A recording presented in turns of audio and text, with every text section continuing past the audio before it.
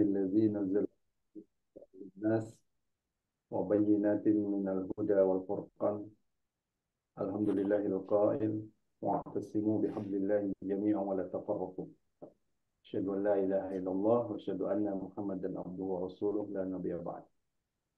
Ikhwatul iman yang dirahmati Allah Subhanahu wa taala, Bapak dan Ibu-ibu yang dimuliakan oleh Allah, alhamdulillah pada malam hari ini kita bisa kembali bertemu dalam kajian buku atau kitab Demokrasi Sistem Kufur ya. Itu mengkufrin. Yahrumu wa au tadbiquha au da'watu ilaihi. Jadi demokrasi adalah merupakan sistem kufur, diharamkan untuk mengambilnya, menerapkannya dan mendakwahkannya. Jadi pertama ketika disebutkan ad-demokratiyatu nizamu kufrin, jadi kekufuran itu berarti terkait dengan keimanan ya, dalam persoalan akidah gitu ya. Jadi kenapa disebut kufur? Ya karena berdasarkan pada Islam ya. Salah satu prinsip penting dari demokrasi itu adalah asyadah li sya'bi ya, kedaulatan itu diserahkan ke tangan rakyat atau manusia ya. Sementara dalam Islam adalah sangat jelas asyadah li syar'an, bahwa kedaulatan itu adalah semata-mata milik Allah Subhanahu wa taala. Nah, terkait dengan amalnya ya. Jadi kalau kita bicara dari aspek akidah, pemikiran ini adalah pemikiran kufur. Tapi dilihat, namun ya, di sisi lain, kalau kita bicara amalnya yang terkait dengan pemikiran ini, karena itu sistem kufur, berarti terkait dengan sistem ini, amal kita itu haram mengambilnya, haram untuk menerapkannya, dan haram untuk mempropagandakannya atau mendakwahkannya. Namun bukan berarti kalau orang itu mengambil sistem demokrasi lantas kita cap kufur begitu ya.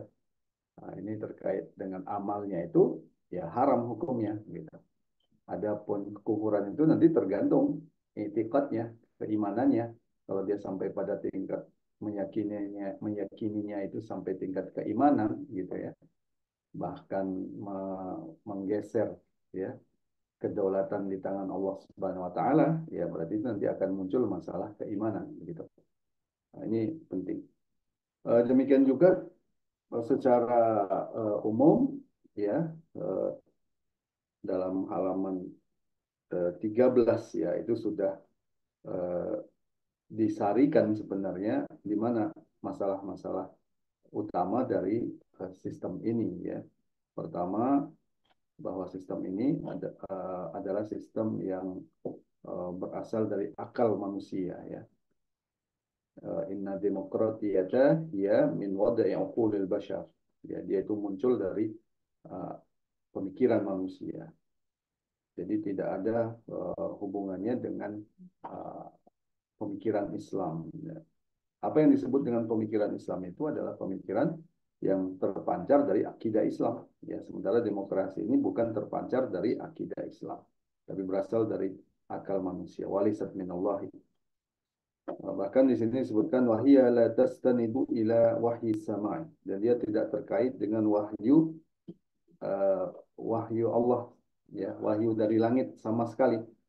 Jadi tidak ada hubungannya dengan agama apapun yang diturunkan Allah kepada Rasulnya, sampai seperti itu disebutkan ya. Kemudian poin yang kedua ya, innaha in basaqat an aqidati fasliddini anil hayat. Ini prinsip yang kedua. Jadi pemikiran ini terpancar dari akidah pemisahan agama dari kehidupan atau sekularisme. Wabitali ya fasluddini anid daulah.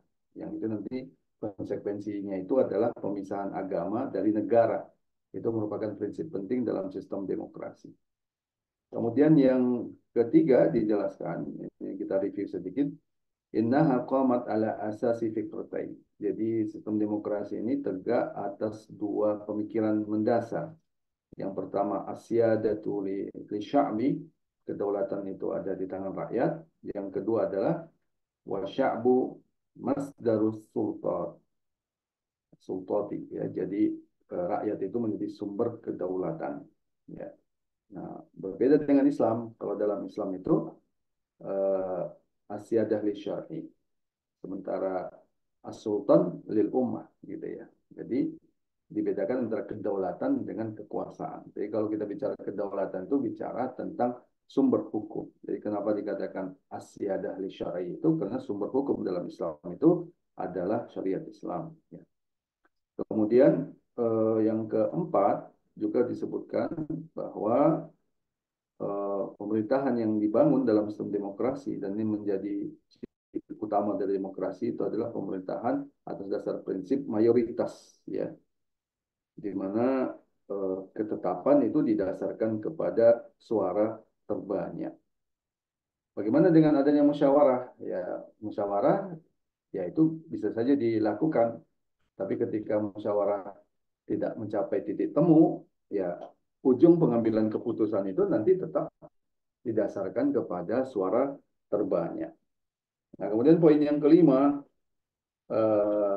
bahwa sistem demokrasi ini didasarkan pada didasarkan kepada empat prinsip kebebasan, ya. Ini menjadi pemikiran pokok juga dari demokrasi, yaitu kebebasan.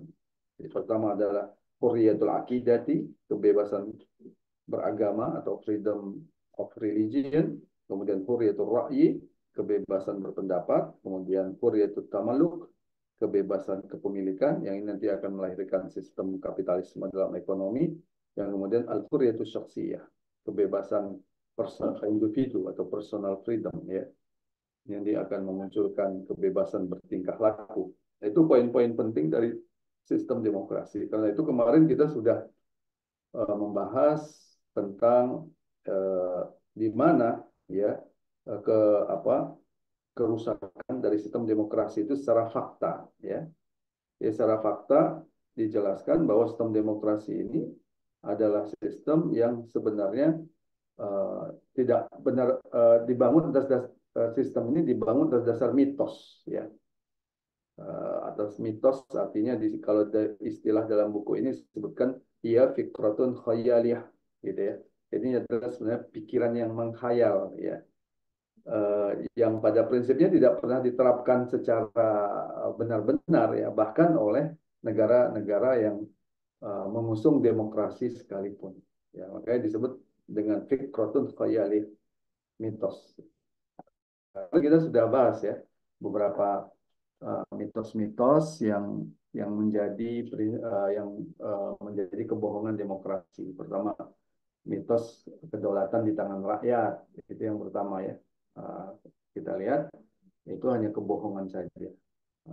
Rakyat itu sebenarnya atas nama, gitu ya. Ketika mengatasnamakan kedaulatan di tangan rakyat, sebenarnya itu adalah pertama, sebenarnya itu sama saja dengan kedaulatan di tangan manusia. Itu prinsipnya itu dulu. Kemudian ketika menyatakan kedaulatan di tangan rakyat, itu pun tidak benar-benar atas nama rakyat. Tapi lebih banyak atas nama pemilik modal. Karena dalam sistem demokrasi ini, panglimanya itu adalah para pemilik modal. Ya, kekuatan utamanya itu adalah, modal utama itu adalah uang, gitu ya. Jadi demokrasi itu tidak bisa dilepaskan dari kekuatan para pemilik modal, gitu. Dalam banyak kebijakan itu terbukti bagaimana kemudian kebijakan-kebijakan dalam sistem demokrasi itu alih-alih berpihak kepada rakyat, tapi yang terjadi adalah berpihak kepada pemilik modal. Dan kebijakan-kebijakan eksekutif itu tidak sepenuhnya atau tidak selalu merujuk kepada parlemen. Misalkan apa yang dilakukan oleh Amerika saat sekarang ini ketika membantu entitas Zionis Yahudi, itu beberapa keputusan Joe Biden itu tidak melewati parlemen, ya, seperti tambahan-tambahan bantuan, ya, itu tidak berdasarkan keputusan parlemen. Kemudian mitos juga yang kemarin itu disoroti itu adalah mitos bahwa sistem demokrasi ini uh, akan apa namanya akan menciptakan ketenangan atau stabilitas ya, baik secara uh, apa negara atau lokal maupun secara nasional, internasional ya. Dan itu juga kita lihat tidak sepenuhnya terbukti ya. Sistem demokrasi itu justru kerap kali menjadi pemicu konflik ya di banyak negara.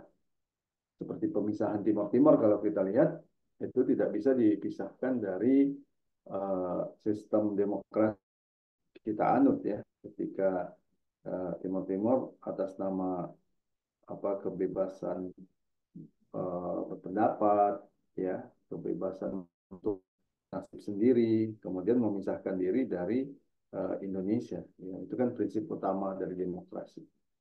Secara internasional lebih jelas lagi ya, bagaimana demokrasi itu telah menjadi alat kepentingan politik Amerika ya untuk mengklasifikasi mana negara yang setuju dengan mereka, mana yang tidak.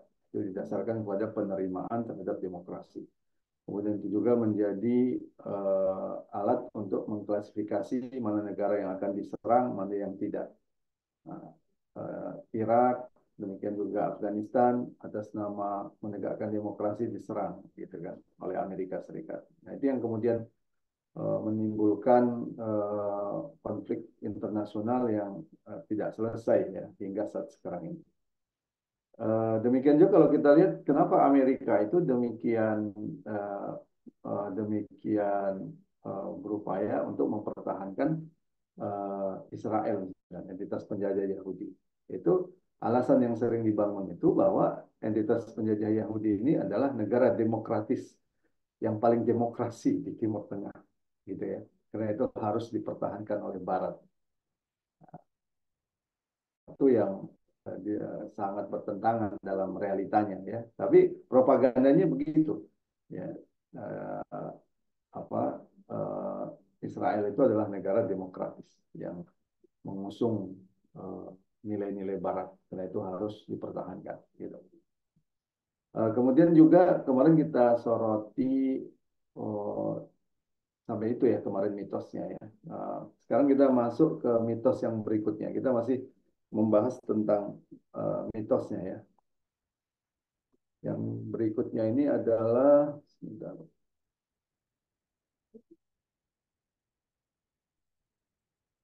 mitos yang berikutnya bahwa demokrasi itu melahirkan kesejahteraan. Ini seringkali disampaikan ya. Jadi kalau mau untuk sejahtera ya harus pakai sistem demokrasi gitu ya. Jadi seolah-olah negara yang sejahtera itu hanya yang menerapkan sistem demokrasi. Tapi benarkah demokrasi melahirkan kesejahteraan? Dalam kenyataannya tidak seperti itu ya.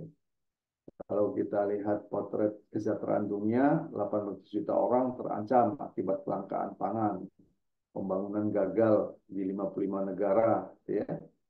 Kemudian juga hasil penelitian dari banyak ahli, ya, antara lain Rudolf Hartstrahm itu mengatakan negara industri dengan penduduk hanya 26% menguasai lebih dari 78 produksi, 81% perdagangan dunia, 70% pupuk, dan 87% perdagangan dunia. Gitu kan.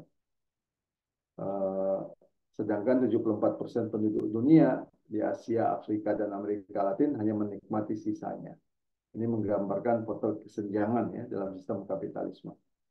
Laporan UNDP juga mengatakan seperlima orang terkaya dari penduduk dunia mengkonsumsi 86% semua barang dan jasa dunia. Jadi seperlima, gitu ya. Mengkonsumsi 86%. Sebaliknya, seperlima penduduk termiskin hanya mendapatkan 1% lebih sedikit barang dan jasa dunia. Ini menunjukkan kesenjangan yang luar biasa ya, antara kaya dan miskin. Bagaimana seperlima orang terkaya dunia itu menguasai atau mengkonsumsi 86% barang dan jasa dunia. Ada juga menurut Oxfam, ya hampir sama.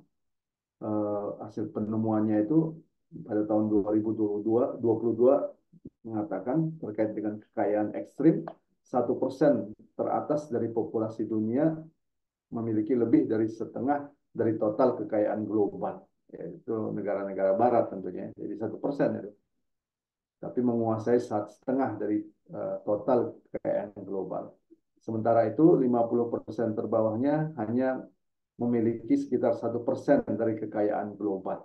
Ini menggambarkan ketimpangan yang luar biasa dalam sistem demokrasi gitu ya. Ketika dunia ini dipimpin oleh sistem demokrasi secara kebijakannya, kebijakan kapitalisme global. Kemudian banyak yang dia soroti ya terkait dengan upah dan pekerjaan, demikian juga peran perusahaan multinasional.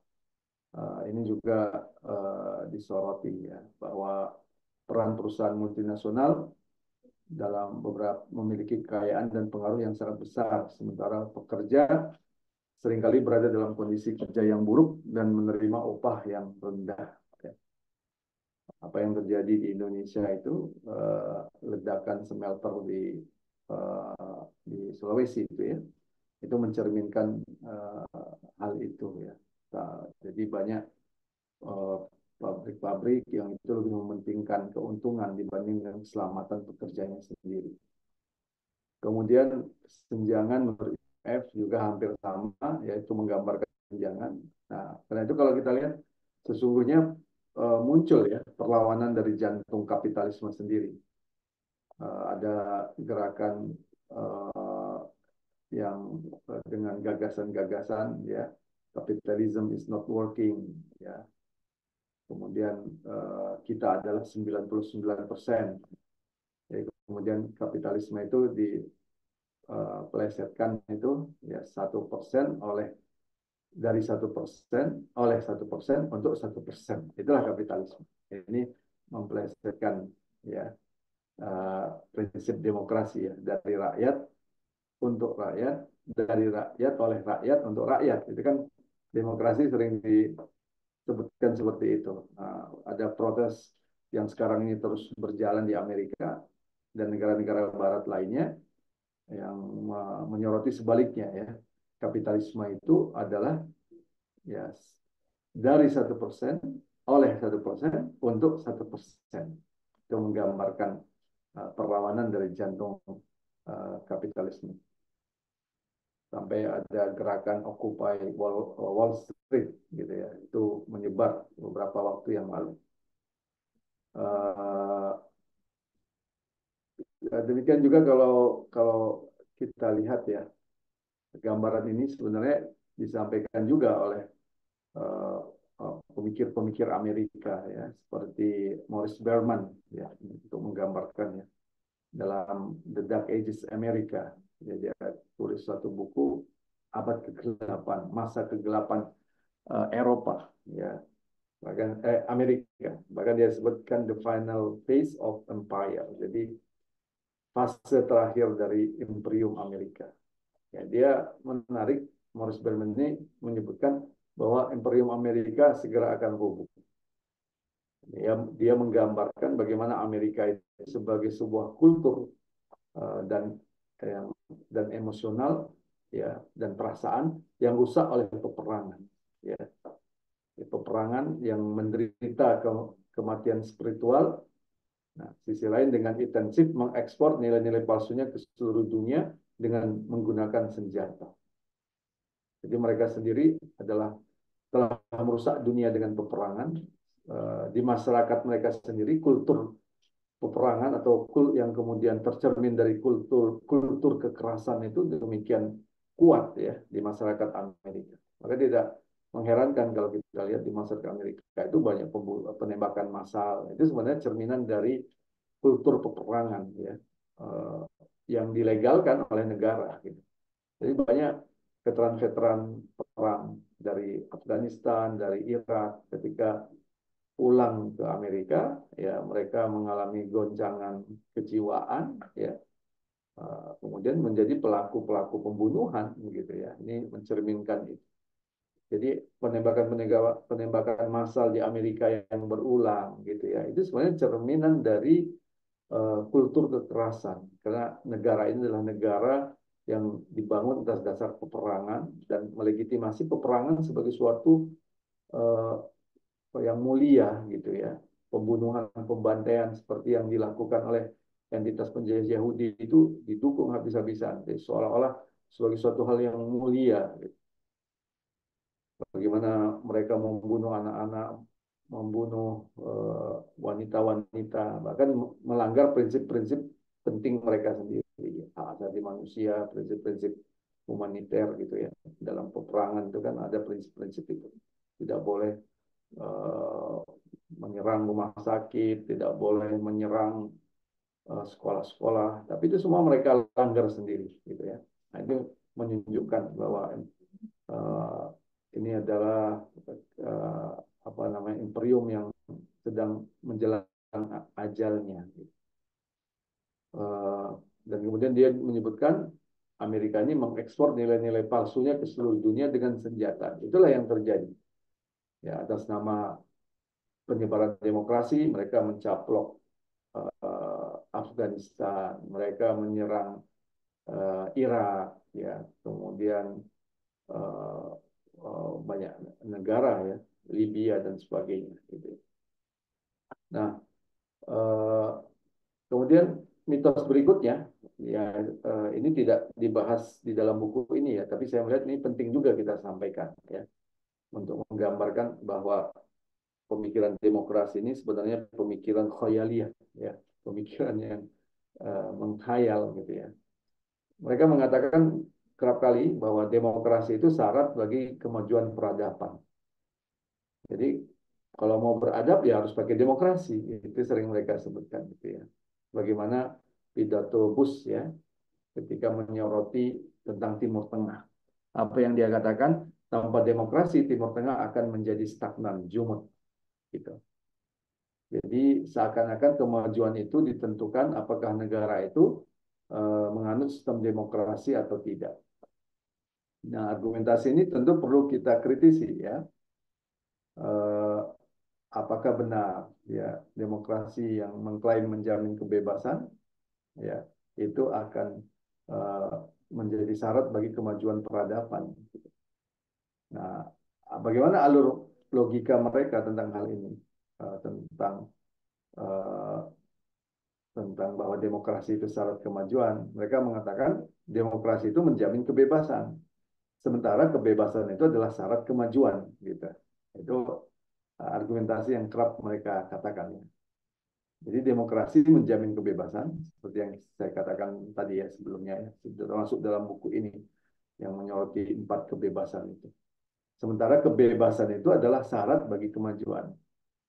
Nah, dengan kata lain, mereka katakan akal itu bisa produktif karena ada kebebasan.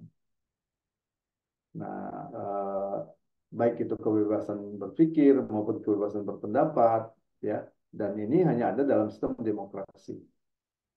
Itu alur berpikirnya ya. Oleh karena itu, demokrasi itu mutlak harus diperjuangkan, karena itu syarat kemajuan.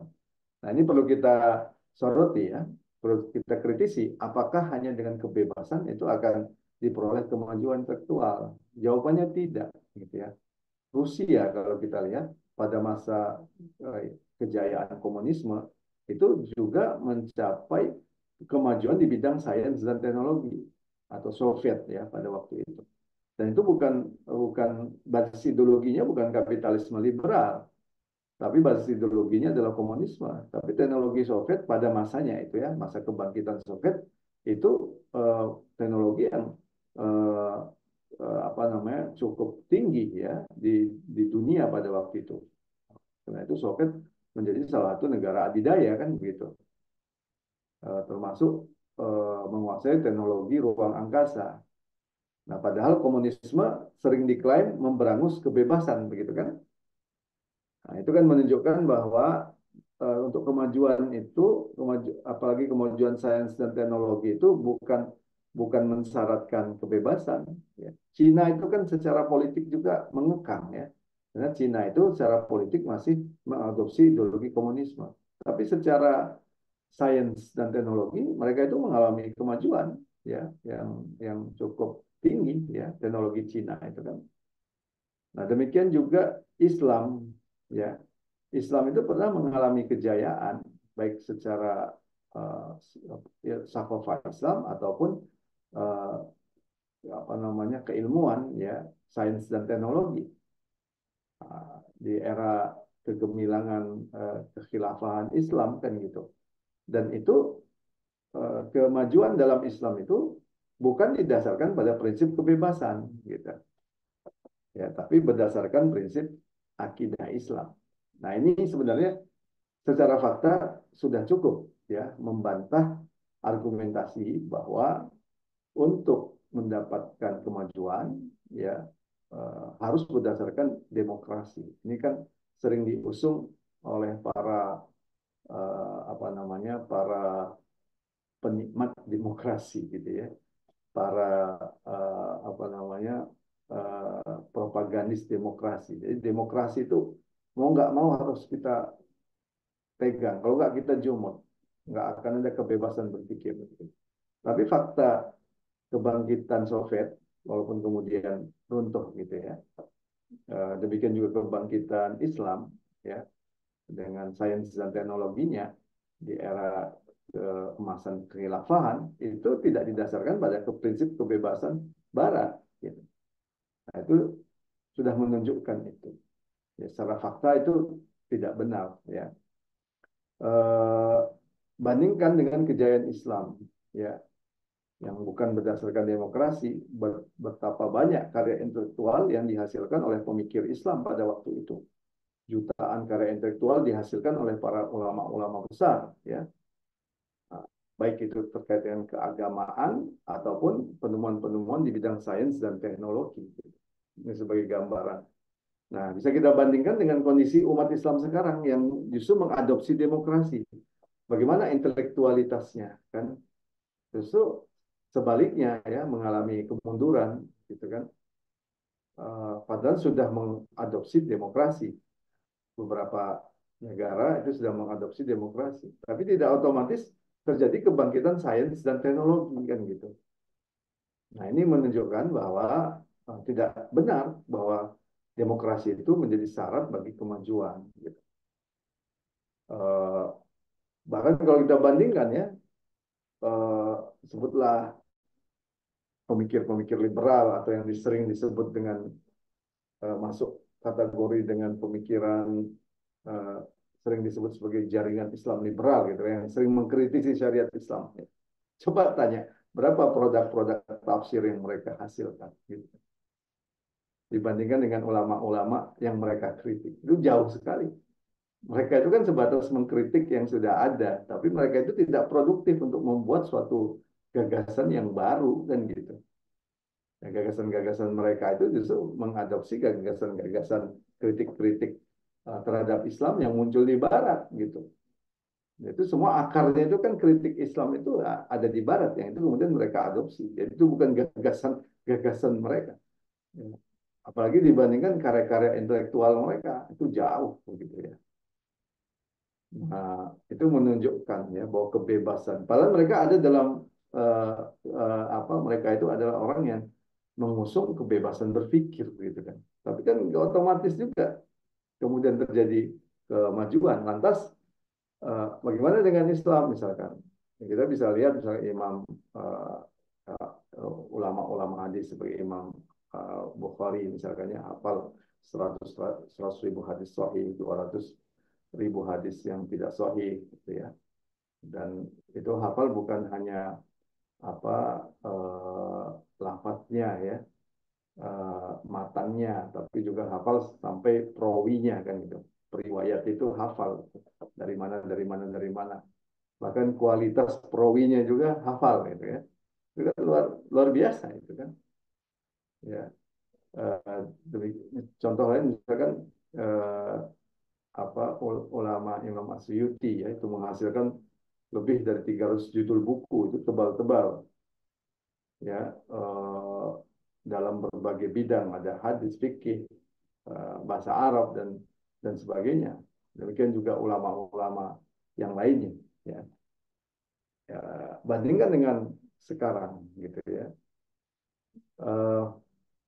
Karena itu syarat kemajuan itu sebenarnya apa? Jadi persoalan itu sebenarnya untuk syarat kemajuan itu bukan kebebasan seperti yang diklaim oleh demokrasi, tapi apakah masyarakat itu memiliki kemampuan untuk berpikir produktif? Itu sebenarnya yang terpenting. Jadi bukan kebebasannya itu. Nah, sementara berpikir produktif itu sendiri sebenarnya muncul dari kebangkitan berpikir, ya, an-nahdoh, ya, kebangkitan berpikir. Sementara kebangkitan berpikir itu akan muncul kalau dia didasarkan pada ideologi tertentu. Jadi, sebuah negara yang kalau dia basisnya ideologi, ya, dan dia konsisten dengan ideologi itu, pasti dia bangkit. Soviet dengan ideologi komunismenya bangkit. Barat dengan ideologi kapitalismenya bangkit. Islam dengan ideologi Islamnya bangkit. Ya. Jadi syarat kebangkitannya itu bukan kebebasannya itu, tapi ideologinya itu. Ya. Atau al-mabda. Ya. Kenapa al-mabda? Karena mabda itu dia memiliki pemikiran mendasar dan dia memiliki apa namanya aturan, ya. Dia berupa akidah dan syariah. Ya, dia berupa fikrah dan tariqah. Itu yang mabda. Dia memiliki pemikiran, dia juga memiliki tariqah untuk uh, men, apa namanya menurunkan pemikirannya atau mengaplikasikan pemikirannya, sehingga itu yang disebut dengan ideologi. Dia memiliki fikrah dan tariqah, gitu ya. Tariqah terkait dengan apa? Bagaimana menyelesaikan persoalan-persoalan, ya, di tengah-tengah manusia. Ideologi itu memiliki kemampuan itu. Bagaimana menyelesaikan persoalan ekonomi, bagaimana menyelesaikan persoalan politik, bagaimana mempersoalkan konflik-konflik di masyarakat. Ya, karena ideologi itu dia memiliki fikrah dan tariqah untuk uh, mu'alajah li masyakilil insan, untuk menyelesaikan persoalan-persoalan manusia, maka ini yang kemudian siapapun negara yang berbasis ideologi itu akan berpikir produktif, gitu ya. Karena disebut dengan berpikir produktif itu salah satunya itu kan berpikir yang mampu untuk menyelesaikan masalah-masalah dia, kan gitu. Itu termasuk berpikir produktif. Bahkan berpikir yang sifatnya ke depan itu berpikir yang produktif. Maka suatu bangsa yang gagal untuk menyelesaikan persoalan-persoalannya itu biasanya menunjukkan taraf berpikirnya yang rendah. Persoalan ekonominya nggak terselesaikan, persoalan politiknya nggak terselesaikan, persoalan ekonominya nggak terselesaikan. Nah, lama-lama bangsa seperti itu akan menjadi bangsa yang rapuh, akhirnya rubuh, gitu ya. Itu sama seperti rumah, ya. Rumah itu kalau ada persoalan, misalkan gentengnya bocor, nggak bisa diselesaikan, gentengnya rusak, nggak bisa diselesaikan. Lama-lama rumah itu rapuh, kan gitu. Nah, tinggal menunggu keruntuhannya saja. Demikian juga manusia atau negara atau masyarakat. Kalau masyarakat itu tidak mampu menyelesaikan persoalan-persoalannya, persoalan-persoalan hidupnya, memenuhi kebutuhan-kebutuhan hidupnya, maka masyarakat itu lama-lama akan gagal. Ya, nah, disitulah berpikir produktif itu penting untuk menyelesaikan persoalan kehidupannya, ya, dan sekaligus itu yang akan memunculkan kebangkitan, gitu ya. Nah, eh, karena itu eh, yang menjadi dasar dari kebangkitan itu sebenarnya ideologi. Lepas dari ideologi itu sahih atau tidak. Nah, karena tidak semua ideologi itu juga sahih, ya. Ideologi yang sahih itu akan memberikan kebaikan pada seluruh umat manusia, sementara ideologi yang batil itu meskipun bangkit tapi dia membawa penderitaan bagi manusia. Ini yang terjadi pada kapitalisme. Masyarakat barat itu memang bangkit dari sains dan teknologi, tapi kebangkitannya itu membawa penderitaan bagi umat manusia. Dengan kemampuan sains dan teknologinya, mereka melakukan kolonialisasi, kan, merampok kekayaan alam, ya, dengan persenjataan mereka yang canggih. Mereka kemudian menghancurkan negara-negara atau wilayah-wilayah yang mereka ingin rampok. Ya. Bahkan kemajuan sains dan teknologi yang itu sebenarnya berguna untuk kepentingan rakyat pun dalam sistem kapitalisme itu jadi tidak terjangkau, ya, karena dilihat dalam semata-mata dalam perspektif keuntungan gitu. Memang muncul kemajuan-kemajuan dalam bidang kesehatan ya, alat-alat kesehatan yang canggih atau obat-obat yang canggih. Tapi juga itu persoalan lainnya itu adalah itu tidak bisa dikonsumsi atau didapat oleh masyarakat karena eh, dikomersialisasi gitu ya. Itu menjadi apa namanya kenapa kemudian kemajuan Barat itu tidak otomatis itu memberikan kebaikan pada umat manusia karena memang didasarkan pada mabda atau ideologi yang batil yang tidak sahih ya eh, yang didasarkan pada kerakusan gitu. Nah, berbeda dengan Islam ya. Islam ini adalah ideologi yang sahih yang didasarkan pada wahyu sehingga kalau itu diterapkan Islam itu akan memberikan kebaikan pada seluruh umat manusia dan itu sudah terbukti secara historis.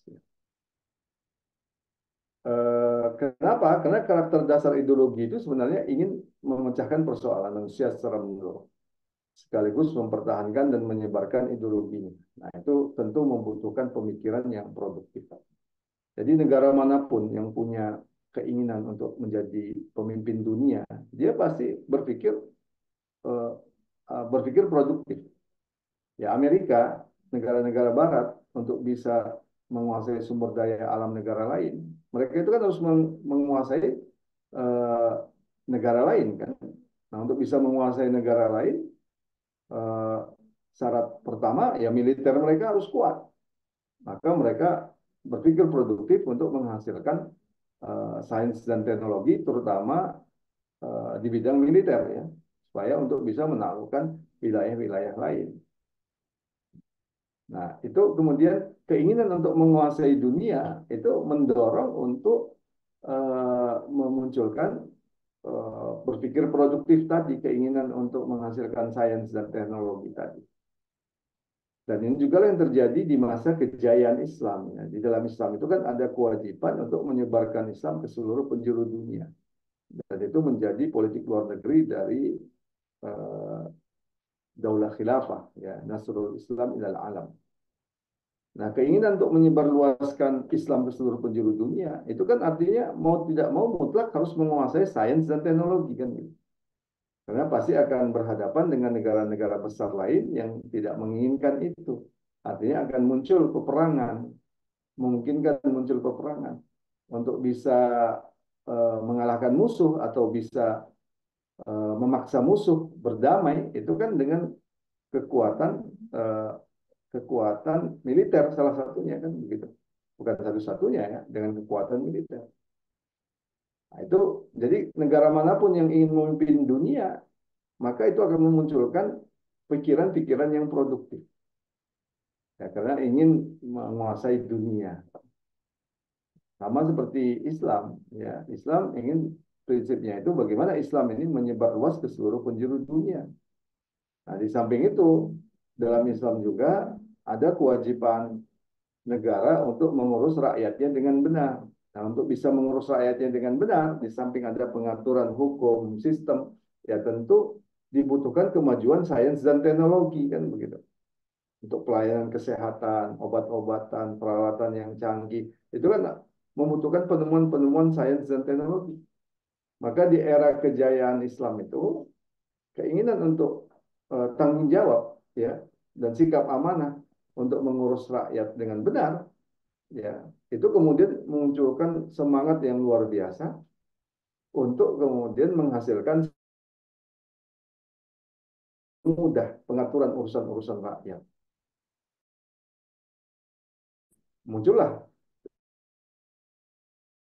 produktif ya. Maka di era Islam muncul ahli-ahli kesehatan ya, kemudian ahli sains dan teknologi di bidang fisika, di bidang kimia, macam-macam tuh. Dengan eh, apa standar global ya, standar internasional. Nah, itu karena ada tanggung jawab untuk bagaimana mengurus rakyat ini dengan benar. Jadi kita bayangkan ya, seperti apa yang dinyatakan oleh Khalifah Umar bin Khattab radhiyallahu anhu yang sangat khawatir kalau ada jalan di wilayah kekuasaannya itu yang bisa menyebabkan eh, seekor keledai itu tergelincir kan gitu.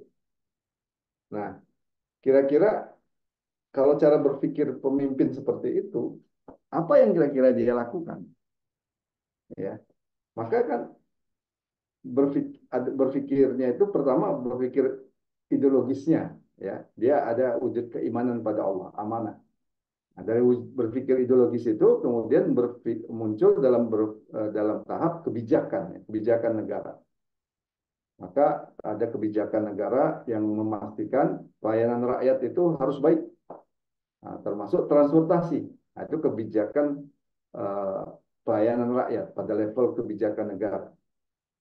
Dari sana kemudian eh, kepada aparat-aparat negara itu ditekankan dengan tegas harus mengurus rakyat. Nah, kemudian diturunkan lagi pada kebijakan teknis, gitu kan, untuk bisa mengurus rakyat, antara lain dalam masalah transportasi itu, tentu jalannya itu harus bagus, jalannya harus aman. Nah, itu kan perlu kemampuan teknis.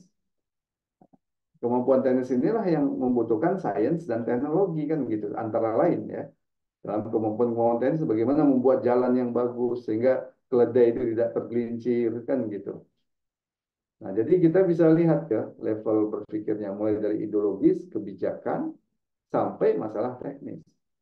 Jadi kalau pemimpin kan kalau negara itu didasarkan kepada kepemimpinan yang amanah, yang bertanggung jawab untuk mengurus rakyat, itu juga akan memunculkan kemajuan sains dan teknologi karena akan memunculkan berpikir yang produktif gitu ya. Bagaimana penemuan-penemuan sains dan teknologi itu berguna untuk rakyat.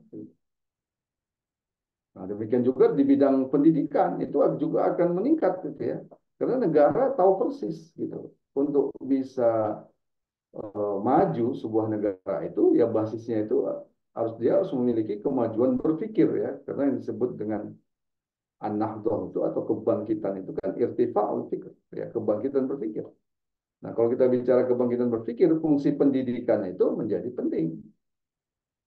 Maka negara itu akan sangat serius untuk mengelola, untuk membuat mulai dari kebijakan sampai persoalan-persoalan teknis terkait dengan pendidikan kan gitu. Kebijakan kurikulum, kebijakan pendidikan gratis, kebijakan bagaimana guru yang unggul, bagaimana metode-metode pendidikan yang unggul itu betul-betul dipikirkan oleh negara itu. Karena paham persis bahwa yang disebut dengan kebangkitan itu adalah an-nahdah, itu adalah faul fikr. Dan bicara kebangkitan berpikir tidak bisa lepas dari pendidikan yang dikelola yang di negara sebagai aktor utamanya. Maka negara itu sangat serius untuk mengurusi masalah pendidikan, tidak segan-segan mengeluarkan dana yang besar untuk pendidikan ya, sebagai prioritas yang paling utama gitu. Bagaimana guru bisa digaji dengan mahal gitu ya, itu jadi prioritas ya. Jadi ini jadi kendala kita juga ya, masalah prioritas keuangan itu kan kadang-kadang hal-hal yang penting seperti sumber daya manusia itu kerap kali diabaikan ya, kerap kali kemudian digeser oleh kepentingan-kepentingan membangun jalan tol ya, membangun kereta api cepat lah gitu. Ya, memang awalnya dikatakan itu bukan dana APBN, tapi ketika bermasalah lagi-lagi ke APBN kan gitu.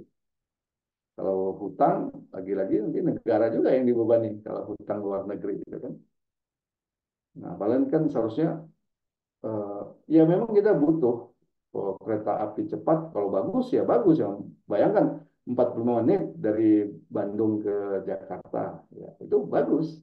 Tapi di saat misalkan rakyat itu masih butuh pendidikan, guru-guru masih butuh gaji yang layak gitu ya, bangunan-bangunan sekolah masih dibutuhkan dengan baik ya, standar internasional ya. Nah, demikian juga hal-hal yang terkait dengan nyawa manusia juga itu harus benar-benar diprioritaskan gitu ya. Tidak boleh negara itu mengabaikan orang-orang miskin, janda-janda yang nggak ada mengurusnya sehingga banyak yang terlantar dan sebagainya. Maka uang uang pendapatan negara itu sebenarnya harus dikerahkan ke sana dulu, di samping dibanding dengan pembangunan infrastruktur yang itu sebenarnya bisa ditunda gitu ya. Bukan itu tidak boleh dilakukan. Jadi jangan kita bayangkan juga kalau syariat Islam ditegakkan itu jalannya itu pada mundur ke zaman batu, tidak juga gitu ya. Jadi pengembangan sains dan teknologi juga itu kan akan dilanjutkan, tidak berhenti kan. Yang sudah ada ini dikembangkan lagi. Ada itu akan lebih besar lagi gitu ya. Karena keuangan negara itu yang dihasilkan dari kepemilikan umum, dari tambang-tambang yang itu sesungguhnya merupakan milik rakyat, itu benar-benar diprioritaskan untuk rakyat. Jadi kita bisa bayangkan itu ya, terjadi ledakan kemajuan yang luar biasa. Maka nggak ada alasan misalkan ngapain sih kita ngurusi pengungsi Rohingya sementara rakyat kita masih miskin, kita kekurangan dana, nggak ada alasan begitu. Ya, karena sebenarnya kan kalau ditanya pemasukan negara kita itu kan banyak sebenarnya kan gitu. Maka seharusnya yang terkait dengan nyawa manusia itu yang harus diprioritaskan. Ya, itu bagian dari al-ukhuwatul islamiyah, ya, persaudaraan Islam gitu ya. Ya itu sangat sangat penting, apalagi terkait dengan nyawa. Lepas dari kekurangan-kekurangannya, memang ada kekurangan lah ya, itu juga kita harus akui. Ya tinggal kekurangan itu dilihat apa kekurangannya. Kalau memang masalah kebersihan, ya berarti dicek secara teknis, MCK-nya cukup atau enggak, ditambah MCK-nya. Kalau makannya kurang, ya karena kadang-kadang porsi makan kan beda-beda ya. Porsi makan orang Jawa dengan porsi makan orang Medan beda.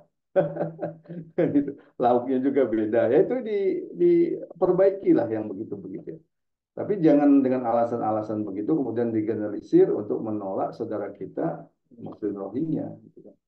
Nah ini hal yang penting ya. Jadi syarat kemajuan peradaban itu kalau kita lihat bukanlah kebebasan seperti yang diusung oleh Barat. Inilah yang tadi kita katakan sebagai mitos. Nah, banyak sekali ya fakta-fakta yang menunjukkan hal itu ya. Bahwa peradaban Islam itu merupakan peradaban terbesar di dunia. Ini diakui oleh banyak pakar ya, seperti yang ada di kemampuan integritas Islam yang luar biasa, kemampuan melindungi non-Muslim, ya. Banyak Will Durant, ini saya ambil satu dalam Story of Civilization, itu mengatakan para khalifah telah memberikan keamanan kepada manusia hingga batas yang luar biasa bagi kehidupan dan usaha keras mereka.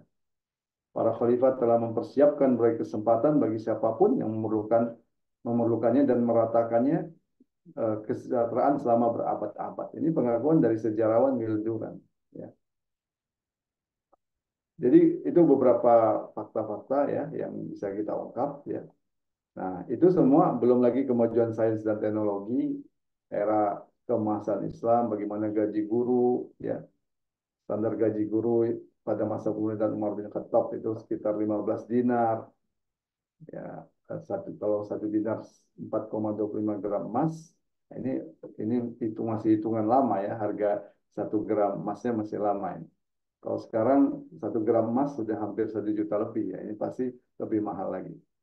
Di Baghdad berdiri berbagai universitas, termasuk di Cordova, ini menampung mahasiswa Muslim dan luar negeri gratis, gitu kan? Nah, itu gambaran dan tersebarnya perpustakaan sebagai pusat pendidikan Islam. Jadi salah satu ukuran kemajuan keilmuan itu dilihat di negara itu banyak nggak perpustakaannya, gitu ya. Kalau banyak naik klubnya, berarti itu bukan negara maju. Tapi banyak nggak perpustakaannya. Kalau dulu itu mengukurnya begitu ya. Nah, sekarang kan perpustakaan sekarang sudah ini ya, sudah ada perpustakaan apa namanya yang online gitu ya. Nah, misalkan The House of Science Khalifah Al-Hakim di Kairo itu menyediakan 1,6 juta volume buku ya. Ini menggambarkan buku itu menggambarkan kemajuan sains dan teknologi.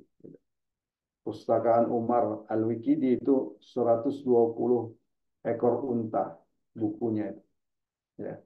Jadi kalau buku-buku itu diangkut oleh unta itu butuh 120 ekor unta. Itu dalam buku History of Islamic Origins of Western Education gitu ya. Nah, itu menggambarkan kemajuan Islam ya. Jadi banyak lagi kalau kita lihat ini bidang kimia, ya eh, ada Jabir Ibnu Hayyan ya di bidang fisika, ya ada Ibnu Al-Haytham, penemu optik, ya macam-macam ya. Nah ini matematika ada Al-Khwarizmi yang sering disebut father of uh, algebra atau apa algebra itu pelajaran apa aljabar ya, father of aljabar, bapak dari aljabar algoritma. Nah, ya kira-kira itu yang bisa kita sampaikan pada malam hari ini. Intinya itu kita ingin menambahkan ya mitos demokrasi yang mensyaratkan bahwa untuk maju itu harus pakai kebebasan gitu. Ini yang salah dari Bin Salman ya dalam visi berapa itu 2030 atau 2000 berapa itu visi 2030 Bin Salman. Dia membayangkan Saudi itu dia katakan harus seperti Eropa. Nah, ketika dia bicara Saudi harus seperti Eropa, dia ambil tuh liberalismenya itu. Maka kampanye Salman sekarang ya Bin Salman sekarang adalah liberalismenya itu. Yang lebih parah lagi liberalismenya itu yang dia ambil itu adalah liberalisme kebebasan pergaulan di tengah masyarakat atau an-nizamul istimai. Lebih khusus lagi liberalismenya itu. Maka diundanglah band-band musik macam-macam ya digencarkan wisata-wisata yang jauh dari Islam gitu ya. Itu udah liberalisme diambil, liberalisme itu dikhususkan lagi dalam masalah an-nizamul istimainya itu. Itu lebih merusak lagi berpakaian dan sebagainya. Kira-kira itu yang bisa kita sampaikan pada malam hari ini. Insya Allah kita lanjutkan dengan diskusi ya. Ya, Silakan. Alhamdulillah, Bapak Ibu jamaah sekalian, ini kita masih mendengarkan penjelasan Al Ustadz seputar tentang mitos demokrasi ya, eh, yang tadi dipaparkan oleh beliau. Ya, Alhamdulillah Bapak Ibu, ini kita buka sesi tanya jawab karena memang setidaknya ada 30 menit kurang lebih ya sesi tanya jawab kita. Ya, ini sudah ada yang bertanya. Cuman ini nggak tahu Kita nih nama jawab dulu siapa nih. yang minggu lalu ya ini. Siapa ini? Bu Hasna ya? Bu Hasna, ya boleh Ya. boleh start. Ya. Gimana itu pertanyaannya? Pertanyaannya,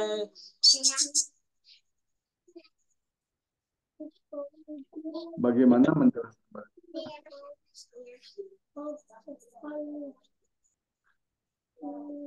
ya pertanyaannya Ustaz, bagaimana menjelaskan kepada umat yang mengambil dalil bahwa memilih pemimpin yang terbaik berdasarkan fatwa ulama dan menjadikan rujukan umat sebagai dalil syar'i. Nah, ini gimana Ustaz penjelasannya Ustaz? Ya, pertama memang ini menanamkan keimanan yang kuat di tengah masyarakat itu sangat penting ya. Bahwa keimanan itu sesungguhnya merupakan konsekuensi bahwa konsekuensi keimanan itu adalah keterikatan pada syariat Islam. Ini penting. Dan keterikatan pada syariat Islam itu bukan hanya satu aspek saja, tapi dalam seluruh aspek syariat Islam. Itu merupakan Islam yang kafah. Ya, jadi kalau ini tertanam di tengah-tengah masyarakat, ya kalau mereka Muslim, mereka harus taat pada syariat.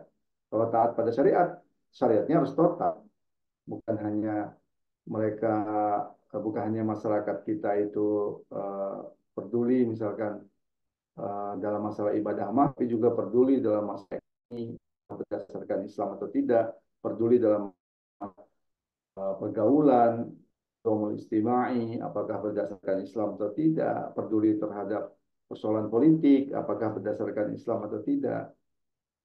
Itu yang paling penting ya kita tanamkan di tengah masyarakat. Nah ini menjadi tugas kita ya.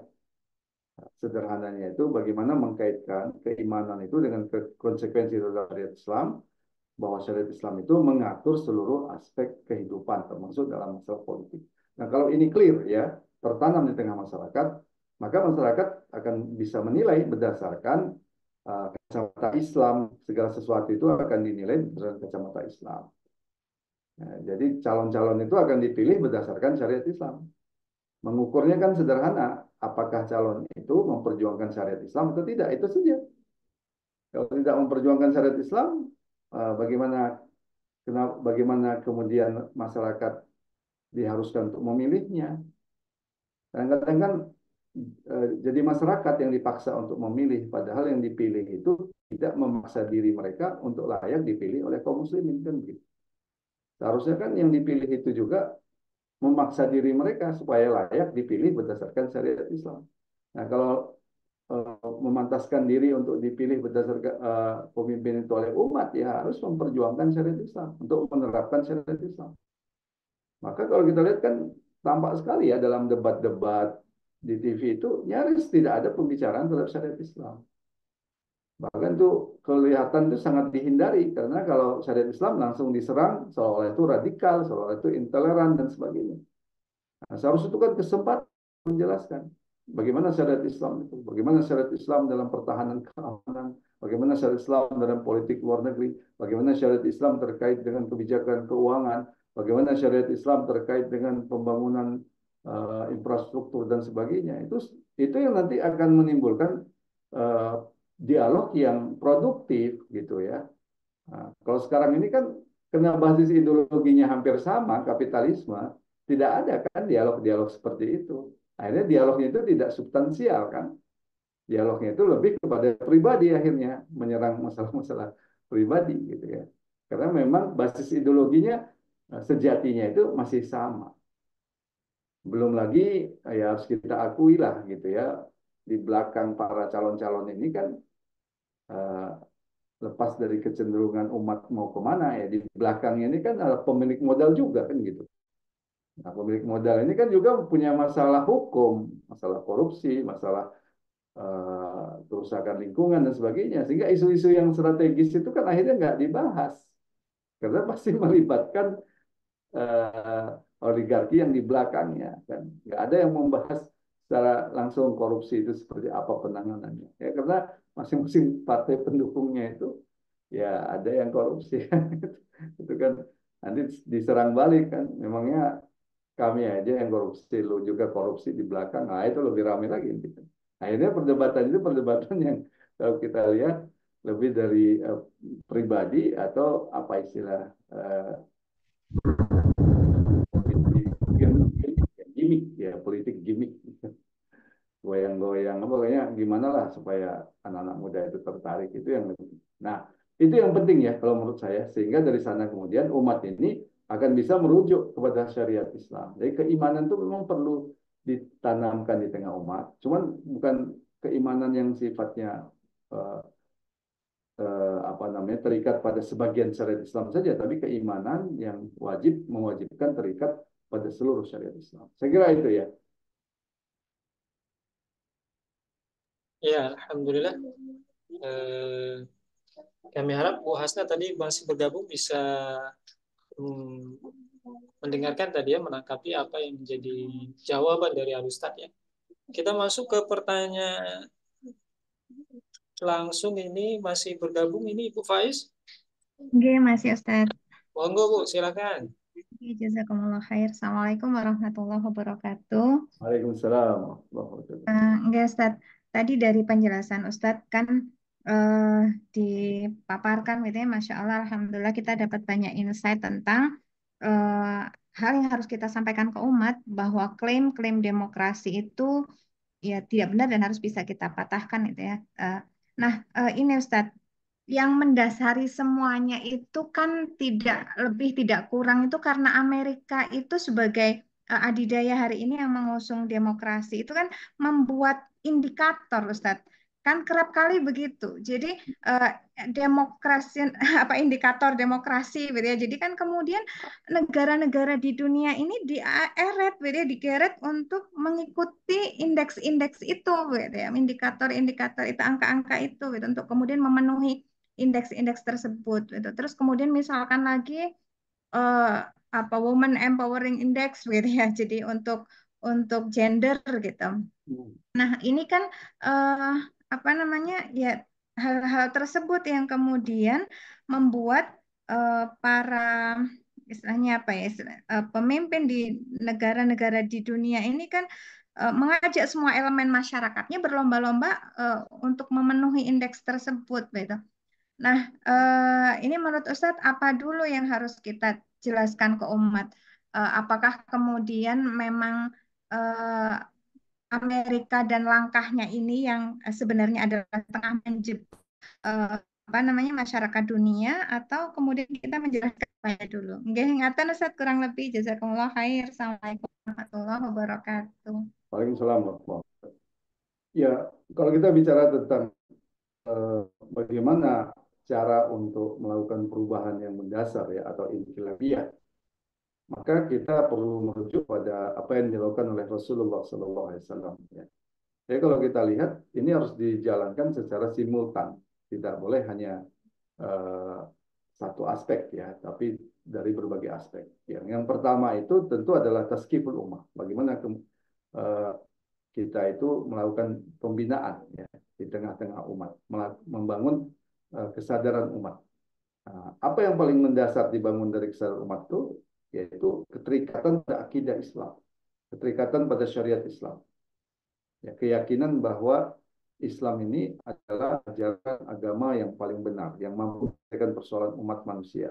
Nah, itu perlu ditanamkan. Jadi aspek Islam itu, bahwa Islam sebagai ajaran yang menyeluruh, yang mampu menyelesaikan persoalan umat manusia, dan keterikatan pada syariat Islam merupakan konsekuensi keimanan. Yang kedua, harus kita jelaskan, nggak bisa dipisahkan dari aspek politiknya. Bahwa Islam itu tidak bisa lepas dari politik. Karena politik itu adalah riayatus su'unil ummah. Pengaturan urusan-urusan umat. Dan dalam Islam, untuk mengatur urusan umat itu harus berdasarkan syariat Islam. Nah, jadi itu pembinaan terhadap umat itu harus ditanamkan. Yang kedua itu adalah apa yang disebut dengan kasful khutbah. Ke sana dulu sira'ul fikr. Sira'ul fikr itu pergolakan pemikiran. Pergolakan pemikiran itu penting untuk menyerang sistem yang rusak dan dijelaskan kerusakannya, dijelaskan perbedaannya dengan Islam dan dijelaskan bagaimana Islamnya. Nah, gitu. Harus begitu kalau kita bicara sira'ul fikr. Jadi misalkan kapitalisme, kita harus jelaskan kapitalisme itu di mana rusaknya, di mana pertentangannya dengan Islam, dan bagaimana Islam mengatur. Misalkan kerusakan kapitalisme dalam ekonomi, jelaskan faktanya bagaimana, kemudian di mana pertentangannya dengan Islam, dan bagaimana Islam mengatur masalah itu. Nah, itu yang disebut dengan sir'ul fikr.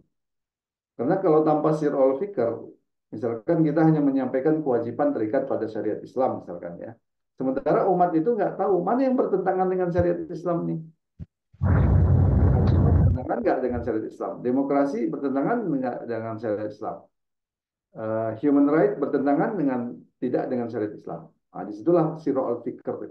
Sehingga umat itu benar-benar jernih cara pandangnya. Ya, bukan hanya semata-mata wajib terikat pada Islam, tapi mereka tahu mana yang bukan Islam, mana yang tidak. Itu benar-benar. Ya, sehingga mereka kemudian meninggalkan itu yang bukan Islam. Yang ketiga adalah kasful khuttat. Ya, kasful khuttat itu pertama adalah membongkar membongkar negara-negara kejahatan negara-negara imperialis. Ini penting. Karena hampir semua kebijakan-kebijakan di negeri-negeri Islam yang sifatnya merusak itu tidak bisa dilepaskan dari kebijakan global negara kapitalis. Jadi kalau kita bicara ekonomi, itu tidak boleh berhenti hanya ekonomi Indonesia saja. Tapi harus lihat bagaimana IMF, bagaimana World Bank, bagaimana dolar, dan sebagainya. Jadi dikaitkan dengan kebijakan global Amerika, ya negara-negara Barat. Nah, di situ harus ada yang disebut dengan kasful khutbah. Termasuk membongkar bagaimana kejahatan negara-negara imperialis ini merampok kekayaan alam, negeri-negeri Islam, membunuhi kaum muslimin. Nah, sehingga di umat itu paham bahwa aktor dari kerusakan ini adalah negara-negara imperialis. Dan sikap mereka juga jelas. Jadi akan menolak negara-negara imperialis ini. Kalau ini nggak ada yang mengungkap. Ketika Amerika mengeluarkan program deradikalisasi, didukung kan gitu. Karena anggap Amerika itu baik. Padahal di balik dari program deradikalisasi itu adalah kepentingan Amerika. Ketika Amerika membangun program modernisasi agama misalkan, itu dianggap baik gitu kan. Karena tidak paham bahwa Amerika itu jahat gitu. Tapi kalau umat udah tahu Amerika itu jahat, sehingga ketika dia mengeluarkan kebijakan, langsung sinyalnya itu berjalan, gitu ya. Sensornya itu berjalan. Nah, kita harapkan umat itulah yang disebut dengan umat yang memiliki kesadaran politik.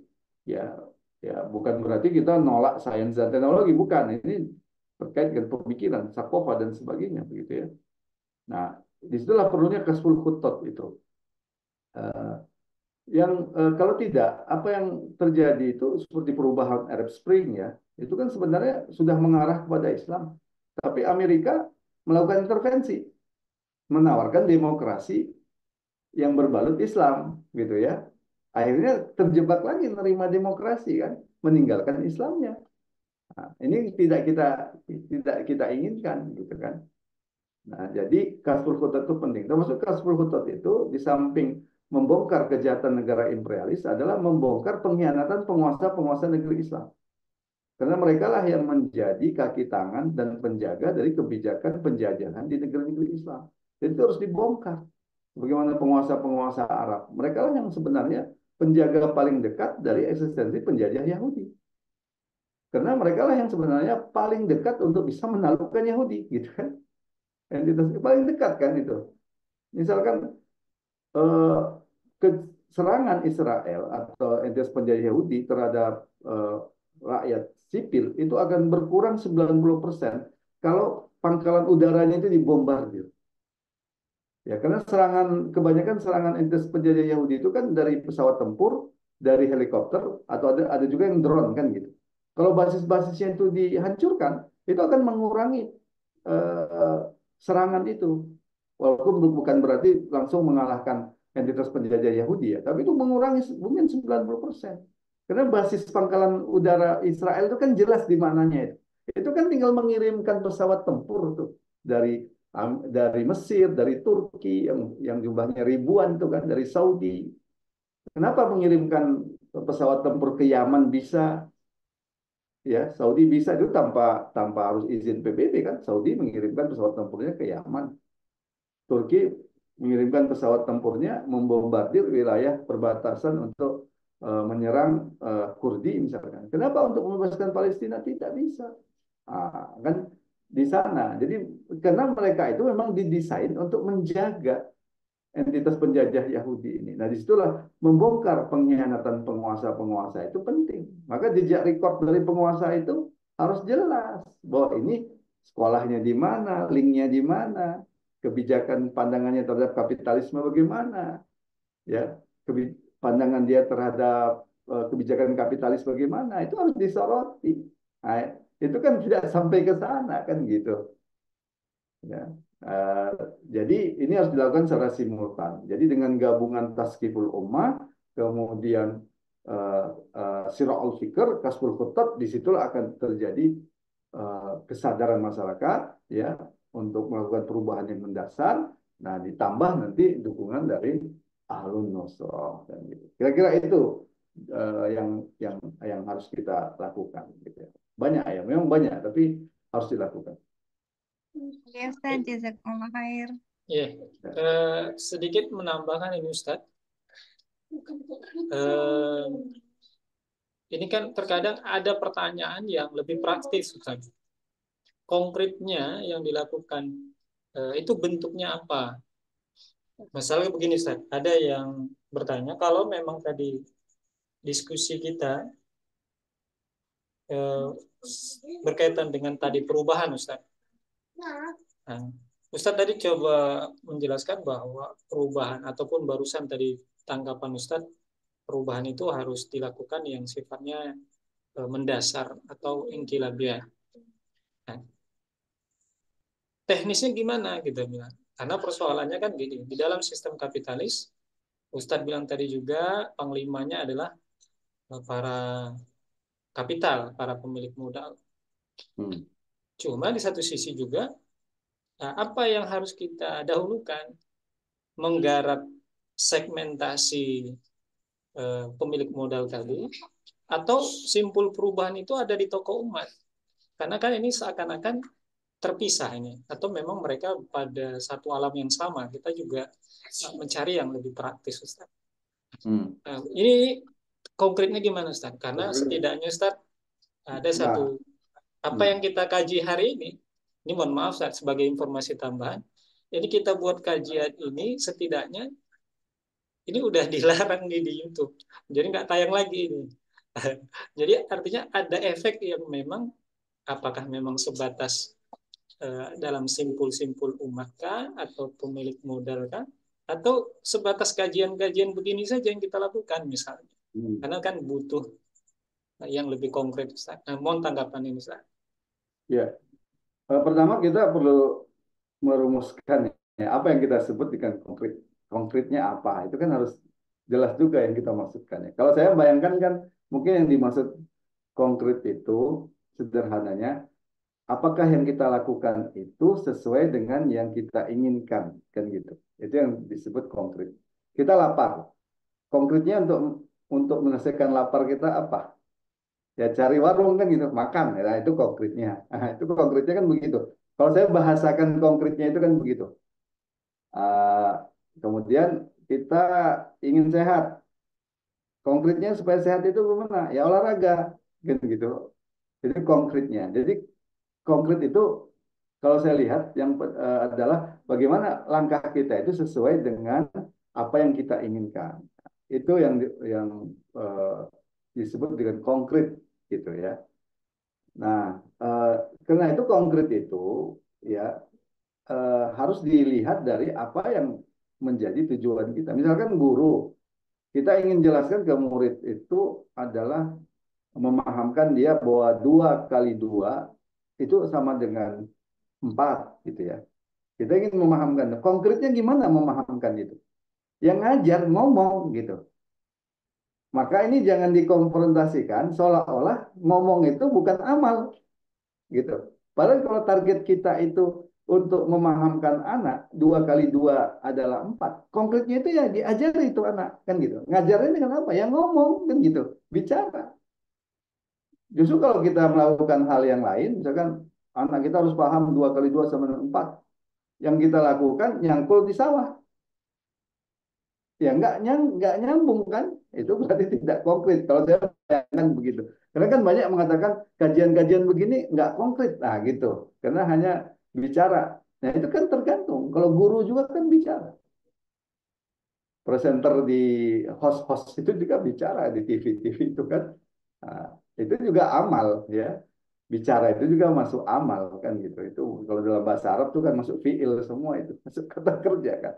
Yang disebut dengan amal itu kan ngajar, ngomong, itu menasehati itu fiil semua itu masuk kata kerja semua. Nah, sehingga kembali ke dakwah kita ya. Ke dakwah kita itu apa yang kita inginkan supaya berubah itu kan begitu pertanyaannya. Untuk merubah ya agar umat ini berubah apa yang kita lakukan? Yang pertama kita tentukan dulu perubahan yang kita inginkan apa. Itu penting sekali ya supaya kita bisa menilai apakah yang kita lakukan ini konkret atau enggak. Nah, perubahan yang kita ingin katakan, yang ingin kita lakukan itu adalah bagaimana perubah agar kehidupan Islam itu bisa dilanjutkan. Istiqnabil hayatil Islamnya. Apa yang dimaksud dengan melanjutkan kehidupan Islam itu? Bagaimana syariat Islam itu bisa diterapkan secara menyeluruh? Bitadbiqi syariatil Islamiyah. Ya, dengan cara apa?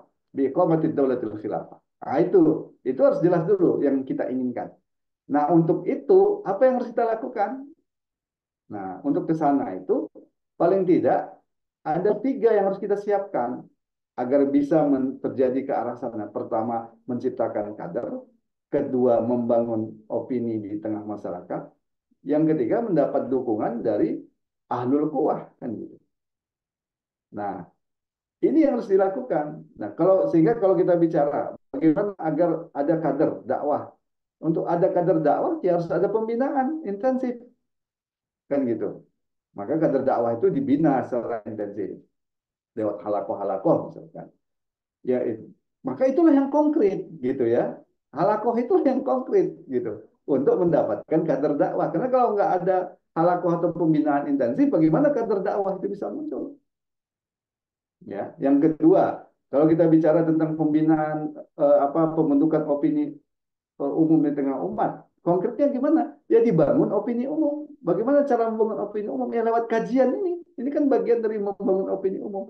Ada yang sifatnya membina umat, taskiful ummah, menyampaikan Islam itu bagian dari apa politik itu bagian dari syariat Islam, kewajiban terikat pada syariat Islam. Ada yang bicara sirul fikr, gitu kan, pergolakan pemikiran. Ada yang kasur kutot, itu yang konkret untuk membangun opini di tengah umat. Ya, sarananya bagaimana? Uslubnya bagaimana? Ya macam-macam. Bisa bicara, bisa lewat YouTube, bisa lewat tulisan, macam-macam. Itu silakan kalau uslub itu. Intinya kalau kita bicara ingin merubah umat, harus ada gagasan yang kita sampaikan. Itulah yang disebut dengan konkret. Sama seperti kita ngajar matematika 2 kali 2. Kalau kita ambil tidak bicara ya nggak bisa kan? Ya nggak bisa, nggak ngerti anak itu apa aja bapak ini kan? Kira-kira gitu ya. Nah, termasuk kasful khutot tadi itu suatu hal yang konkret.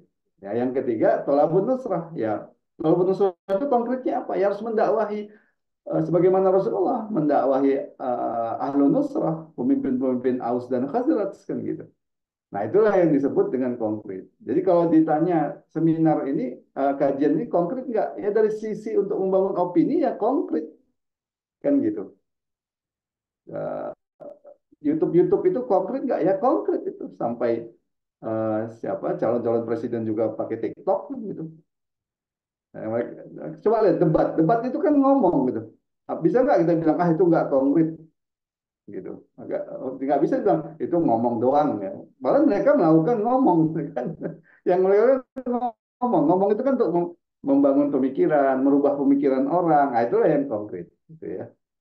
Nah, jadi kira-kira seperti itu kalau kita bicara konkret ya. Maka kajian-kajian ini ditanya konkret nggak? Ya ini sangat konkret untuk ya untuk apa? Membangun opini tengah masyarakat untuk menyadarkan umat konkret. Tapi kalau untuk menghasilkan uang, ya nggak konkret. Kan kalau untuk itu, kalau menghasilkan uang, ya nyupir gitu kan. Nyupir Sudako di Medan. Gitu. Atau jadi kernet, nah itu menghasilkan uang. Nah gitu. Kira-kira begitu ya. Kira-kira cukup ya, udah 9.30 insya Allah nanti kita Ya, tambahkannya. Nanti terlampau larut malam juga nggak efektif. oke. Syukran San atas tanggapannya. Ya, Berarti sama-sama. closing ya. Alhamdulillah.